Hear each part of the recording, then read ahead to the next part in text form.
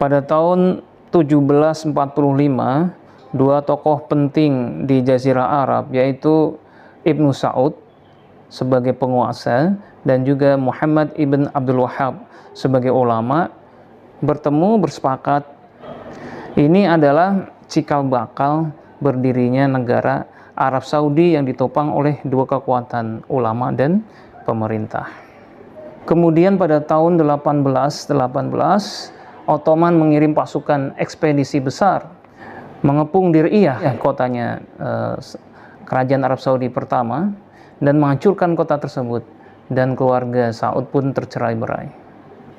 Pada tahun 1824, cucu dari Muhammad ibn Saud bernama Turki berhasil merebut Riyadh kembali dan kemudian membentuk negara Saudi kedua.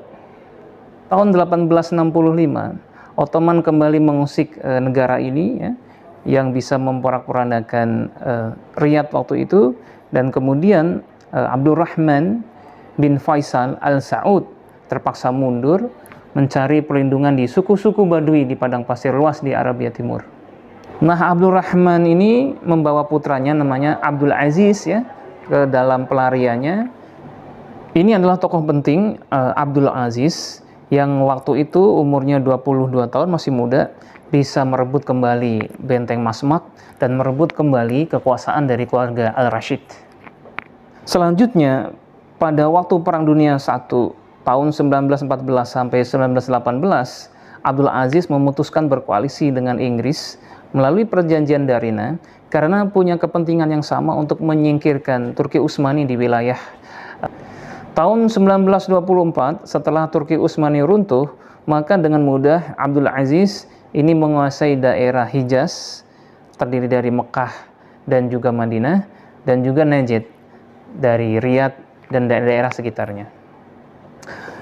Dan ini puncaknya, pada 23 September 1932, berdirilah negara Arab Saudi modern yang terkenal dengan nama Mamlakah Al-Arabiyah As-Saudiyah. Tentu negara Arab Saudi modern ini berdiri setelah Abdul Aziz berhasil memerangi para suku-suku yang ada di Jazirah, ya, kemudian menjadikan anak mereka sebagai istri, yang kemudian melahirkan keturunan-keturunan Abdul Aziz di seluruh Jazirah Arab. Kemudian ia menjadi raja sampai tahun 1953. Dan inilah raja-raja Arab Saudi sepeninggal Raja Abdul Aziz. Setelah itu ada Raja Saud bin Abdul Aziz karena bapaknya. Kemudian ada Raja Faisal bin Abdul Aziz. Setelah itu Raja Khalid bin Abdul Aziz. Setelah itu digantikan dengan Raja Fahad bin Abdul Aziz, Raja Abdullah, dan terakhir ini adalah Raja Salman bin Abdul Aziz yang punya putra mahkota, ya, anaknya Muhammad bin Salman. Nah, ini kisah selanjutnya, ya. Pada tahun 60 itu terjadi pertarungan antara Arab sosialis dengan pemahaman Salafi Wahabi yang ada di Jazirah Arab ini. Arab Saudi dalam hal ini ingin menghambat pengaruh dari Mesir, ya, dengan Universitas Al-Azharnya. Kemudian Arab Saudi mendirikan Universitas Islam Madinah. Nah, pada tahun 1970-an terjadi oil boom, ya, penemuan ladang minyak, produksi minyak yang besar. Arab Saudi menjadi negara terkaya di antara negara Muslim. Kemudian kesempatan ini dimanfaatkan Saudi untuk mengekspor faham salafisme mereka ke seluruh dunia. Dan tentu cara yang efektif yang dipilih adalah melalui pendidikan. Karena itu, melalui kekayaan minyaknya, Arab Saudi dengan mudah mengekspor pemahamannya melalui pendidikan, ya, dengan mendirikan universitas di luar negeri, termasuk mengundang pelajar-pelajar dari dunia Muslim, termasuk Indonesia, untuk belajar di Arab Saudi. Nah, ini kalau kita perhatikan MBS, dalam pernyataannya sendiri, dia bilang kepada Washington Post waktu itu bahwa penyebaran Wahabisme yang didanai Saudi dimulai sebagai akibat dari negara-negara Barat yang meminta Riyadh untuk membantu melawan Uni Soviet selama Perang Dingin. Pada tahun 1974, Arab Saudi mendirikan kampus terkenal di Riyadh ini, Jamiah Imam Muhammad Ibn Saud, sebagai sarana penyebaran pemikiran salafisme mereka melalui pendidikan. Jamiah Imam ini memiliki cabang di luar negeri, di Uni Emirat, Djibouti, ya, di Tokyo, Amerika Serikat, dan yang paling terkenal di Indonesia, namanya LIPIA, Lembaga Ilmu Pengetahuan Islam dan Arab, yang berdiri tahun 1980. Jadi dari cerita tadi kita melihat bahwa Arab Saudi ini memang dari awal-awal sudah gencar mengekspor pemahaman salafismenya atau salafi wahabismenya. Tentu tujuannya macam-macam ya, di samping karena dorongan barat, juga ingin menjaga eksistensi pemikiran mereka, pemahaman mereka, karena pada tahun-tahun itu, termasuk tahun 79, ada revolusi Iran, dan juga dunia waktu itu masih terjadi perang dingin antara Amerika dan Uni Soviet. Nah, ini cerita dari battleground yang lain ya, cerita tentang bagaimana Ikhwan masuk ke Saudi Arabia dan kemudian oleh Saudi Arabia dicitrakan sebagai organisasi yang terlarang, berbahaya, bahkan organisasi teroris. Jadi Ikhwanul Muslimin pertama muncul di Arab Saudi itu tahun 1940-an, juga 1950-an, ditandai dengan pertemuan Hasan al-Banna sebagai pendiri Ikhwanul Muslimin dengan Raja Abdul Aziz Al Saud pada tahun 1936. Taib di kemudian hari, jadi Arab Saudi itu menjadi tempat berlindung bagi ribuan orang Mesir yang memiliki afiliasi terhadap Ikhwanul Muslimin yang menghadapi pengusiran pada masa pemerintahan Presiden Gamal Abdel Nasser. Nah, mengapa Arab Saudi mau menerima mereka? Ya karena waktu itu Arab Saudi kekurangan sumber daya manusia, guru untuk mengajar di sekolah-sekolah mereka. Nah, ini cerita berlanjutnya. Datang akhirnya gelombang kedua, aktivis Ikhwan dari Mesir ke Arab Saudi. Yang gelombang satu itu kebanyakan tenaga guru untuk mengisi sekolah. Nah, sekarang gelombang kedua adalah intelektual Ikhwan dari Mesir datang ke Arab Saudi dalam rangka mengembangkan pendidikan tinggi di Arab Saudi. Waktu itu Muhammad Qutb, ini adalah adik kandung dari Said Qutb, ideolog Ikhwanul Muslimin, ini pernah menjadi dosen di Universitas Ummul Qura. Selanjutnya, pada saat Arab Saudi mendirikan Universitas Islam Madinah pada tahun 1961, sebagian staf dan pengajarnya merupakan aktivis Ikhwan ya. Karena itu, dibukanya Universitas Islam Madinah bagi mahasiswa luar negeri, tentu ini berdampak pada penyebaran ajaran Ikhwan di sebagian mahasiswanya. Ini Ikhwan di Saudi juga ada kekurangannya, meskipun mereka bisa masuk ke pemuda ya di kalangan mahasiswa, tetapi tetap mereka tidak bisa masuk ke lembaga tradisional ulama Arab Saudi yang dikuasai oleh ulama-ulama aliran Wahabi tentu saja ya. Misalnya peradilan syariah mereka nggak bisa masuk, termasuk juga ini yang keren ya, Hay'ah Kibar Ulama atau majelis ulamanya di Saudi, mereka tidak bisa masuk. Nah, ini gongnya ya, gong perceraian ya, divorce-nya antara Arab Saudi dengan Ikhwan yang tadinya sahabat kemudian jadi musuh. Pada tahun 1990 terjadi invasi dari Irak atau Saddam Hussein ke Kuwait.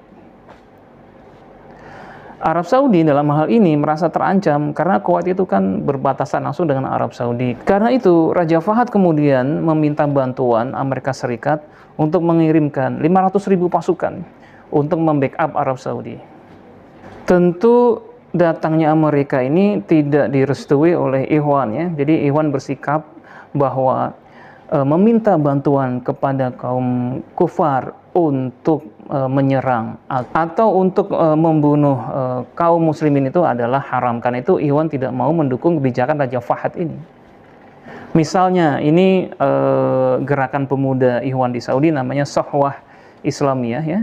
Pada tahun 1990 mereka melancarkan protes keras terhadap Raja Fahad, bahkan melayangkan surat kepada Raja Fahad untuk membatalkan keputusan itu.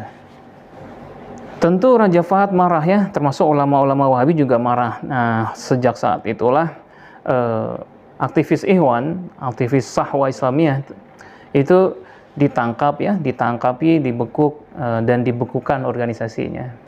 Waktu itu tokoh Sahwa Islamiyah termasuk Syekh Safar Al-Hawali, juga ini syekh yang sangat terkenal ya di medsos, Syekh Salman Al-Audah, itu keduanya ditangkap. Toib, dari kisah yang lumayan panjang tadi, poin apa yang bisa kita ambil? Yang pertama, jadi Arab Saudi ini didirikan atas dua pilar ya, pilar ulama, yaitu ulama Muhammad ibn Abdul Wahhab, dan pilar pemerintah penguasa, yaitu Muhammad ibn Saud. Dua pilar ini saling menopang sampai Arab Saudi bertahan hingga sekarang. Karena itu, Arab Saudi sangat sensitif ketika ada suara yang berbeda, ada kekuatan oposisi, ada kekuatan masyarakat yang ingin melakukan perubahan. Tentu, sikap untuk mempertahankan stabilitas negara ini kemudian dimanifestasikan dalam kurikulum mereka. Misalnya ketika mereka membangun Universitas Islam Madinah, kurikulumnya tentu diset agar outputnya atau hasil lulusannya itu mendukung pemikiran Muhammad ibn Abdul Wahhab dengan doktrin Wahabismenya. Nah, dari poin ini kita bisa lihat ya, bisa lacak tadi, sesuai sejarah yang kita paparkan bahwa diundangnya pelajar-pelajar dari Indonesia ke Arab Saudi belajar, ya mereka mendapatkan pelajaran kurikulum yang sudah dikonstruk oleh negara Arab Saudi agar outputnya itu mendukung mereka. Dari kurikulum akidah, kurikulum fikihnya ya, dan kurikulum sosialnya semua disetting agar menjadikan penduduk nanti atau pelajar nanti yang mendukung semua kebijakan Arab Saudi.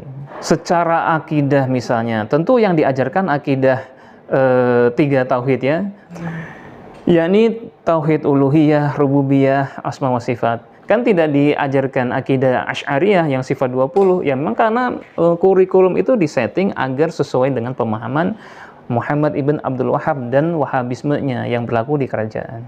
Yang kedua, tentang pandangan sosial politik. Ya, tentu diajarkan di universitasnya bahwa tugas kita sebagai seorang muslim, sebagai warga negara, hanyalah taat kepada ulil amri, tidak boleh kritis. Kalau ingin menasihati harus datang, kemudian membisikkan suara yang lembut, menasihati. Semua itu adalah settingan kurikulum dari kerajaan yang memang pelajar-pelajar Indonesia, termasuk ustadz-ustadz salafi di Indonesia yang belajar di sana itu tidak menyadari bahwa mereka masuk ke dalam trap kurikulum ala Wahabisme ini, kemudian mereka menerima dengan sepenuh hati, kemudian mereka membawa atau mengcopy paste kurikulum atau ajaran-ajaran yang ada di kampus-kampus Arab Saudi, kemudian mereka mengcopy pastenya ke otak mereka, kemudian lulus ke Indonesia, kemudian menyampaikan apa yang mereka pelajari, apa isi pikiran mereka di masyarakat Indonesia yang sudah settle